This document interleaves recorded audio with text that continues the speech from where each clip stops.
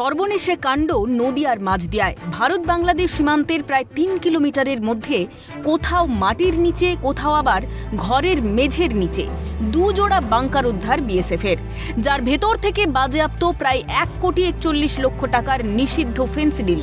কিন্তু জনবসতিপূর্ণ এলাকায় কিভাবে এলো এতগুলি বাংকার, নাকি সেগুলি ওখানেই তৈরি, তা নিয়েই ঘনাচ্ছে রহস্য। দেখুন কিভাবে সুপরিকল্পিতভাবে দীর্ঘদিন ধরে বাংলার বুকে তৈরি অপরাধ জগতের এক নিখুঁত আস্তানা। 1 মাইলেরও বেশি ডিপ, যেটি নিচে এবং এর ভেতরে অংশে রয়েছে। এখানে সম্পূর্ণরূপে প্রচুর পরিমাণে ফেন্সিডিল, যা কিন্তু এর মধ্যে রাখা হতো। এর নিচে নামার জন্য কিন্তু এই ল্যাডারটি ব্যবহার করতে হয়েছে, কারণ তাছাড়া কিন্তু হয়নি।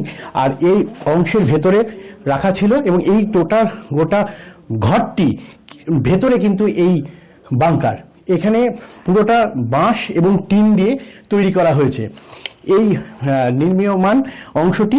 এবং এর ওপরে আমার চিত্র সাংবাদিককে দেখাতে বলবো, ওপরে এখানে থাকার বন্দোবস্ত ছিল, তার জন্য কিন্তু ফ্যান রয়েছে। কি মনে হচ্ছে? মনে প্রশ্ন জাগছে তো যে প্রশাসনের চোখে ধুলো দিয়ে কিভাবে সম্ভব এই বিশাল অপরাধ জগৎ গড়ে তোলা? দাঁড়ান, এখানেই শেষ নয়। দেখুন কিভাবে মাটির তলায় কংক্রিট দিয়ে তৈরি করা হয়েছে এই বাংকার। দেখুন, আমরা এই মুহূর্তে কিন্তু বাংকারের একদম ভেতরে, যেটি রীতিমতো এখান থেকে প্রচুর পরিমাণে কিন্তু এই ফেন্সিডিল পাওয়া যায়। বাংকারটি সম্পূর্ণ পুরো কংক্রিটের করা, যাতে কোনো রকম কেউ বুঝতে পারেনি। ওপরে অংশে লোহার আবৃত এবং এই যে লক করা রয়েছে, অর্থাৎ এই যে লক করে রাখা হতো এবং সাধারণ মানুষ কেউ জানতে পারতো না। যেখানে আমাকে একটা ল্যাডার ইউজ করতে হচ্ছে, যে ল্যাডার ব্যবহার করে আমি নিচে নামছি। এইখানে এত বড় অংশের যে এই কার্যকলাপ, এলাকাবাসী যারা আছে তারা কোনো কথা বলছেন না, তারা মুখে কুলুপ কেটেছে। প্রশাসনের পক্ষ থেকেও কোনো কথা বলা হচ্ছে না, তারা সম্পূর্ণ নিশ্চুপ। কারণ কি, এর পেছনে কারা জড়িত রয়েছে সেই দিকে কিন্তু প্রশ্ন উঠছেই। বিএসএফের তৎপরতায় বাংকারের খোঁজ ও ফেন্সিডিল তো উদ্ধার হয়েছে। নিঃসন্দেহে বিএসএফের এক বড় সাফল্য। তবে বাংকারগুলির মালিক কে বা কারা, সেই রহস্য কিন্তু অজানাই। মাদক পাচারের নেপথ্যে থাকতে পারে আরও কোনো পরিকল্পনা, বিবৃতিতে দাবি করেছে বিএসএফ। ঘটনার সঙ্গে বাংলাদেশ যোগ রয়েছে বলেই অনুমান করছেন প্রাক্তন বিএসএফ কর্তা। কারণটা হচ্ছে যে বাংলাদেশে দুটি জিনিস খুব তারা পছন্দ করে ভারতবর্ষর থেকে। একটা হচ্ছে অ্যানিমাল, সেখানে গরু হোক যাই হোক, আর দ্বিতীয় যেটা হচ্ছে সেটা হচ্ছে ফেন্সিডিল।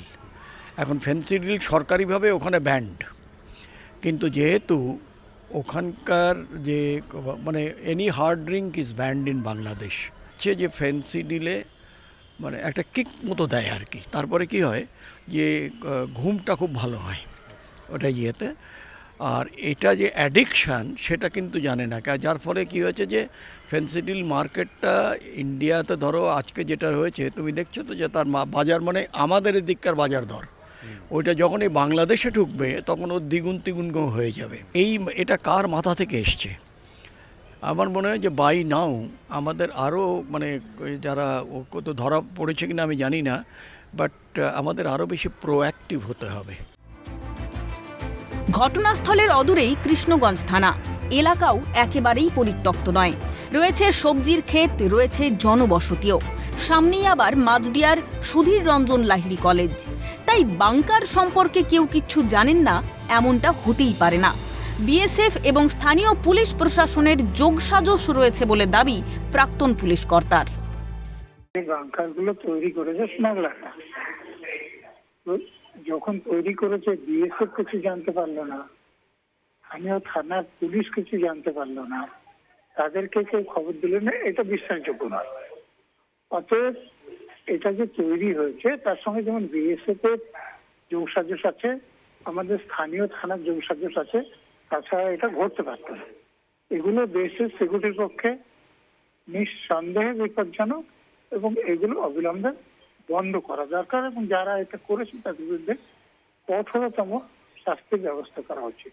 প্রশ্ন উঠছে বেশ কিছু বিষয়ে, যে কি করে এই বাংকারগুলিকে পোতা হলো, এবং এই বাংকারগুলো সহজেই কিন্তু কোনো মানুষ একার দ্বারা কিন্তু সম্ভব না।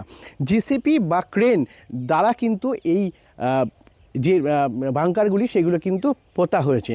তাহলে এই যে জমির ওপরে পোতা হয়েছে সেই মালিক জানতে পারলো না, স্থানীয় প্রশাসন জানতে পারলো না, কি করে সম্ভব বা কীভাবেই হলো, এর পেছনে আর কারা কারা রয়েছে সেই দিকে কিন্তু প্রশ্নটা ঘোরাফেরা করছে, এবং বিএসএফের আধিকারিকরা কিন্তু সেই প্রশ্ন খোঁজার চেষ্টা করছেন। সীমান্তে অশান্তির আবহেই নদিয়ার বাংকার রহস্য বাড়িয়েছে উদ্বেগ। বাংকারে অস্ত্র লুকিয়ে রাখা হতো নাকি মাদক পাচার করার কাজে ব্যবহৃত হতো তা খতিয়ে দেখছে বিএসএফ। কিন্তু পুলিশের নাকের ডগায় তাদের নজর এড়িয়ে কিভাবে তৈরি হলো এই বাংকার? জনবসতিপূর্ণ এলাকায় জনতার চোখ এড়িয়ে আমবাগানে গোপনে আর কোন অপরাধের ছক কষা হতো? প্রজাতন্ত্র দিবসের আগে নদিয়ার এই বাংকার রহস্য উস্কে দিচ্ছে এই সব প্রশ্নই। ক্যামেরায় গোপাল সেনের সঙ্গে মফিজুল ইসলাম, প্রসেনজিৎ বিশ্বাস ও তন্ময় ভট্টাচার্যের রিপোর্ট, ক্যালকাটা নিউজ।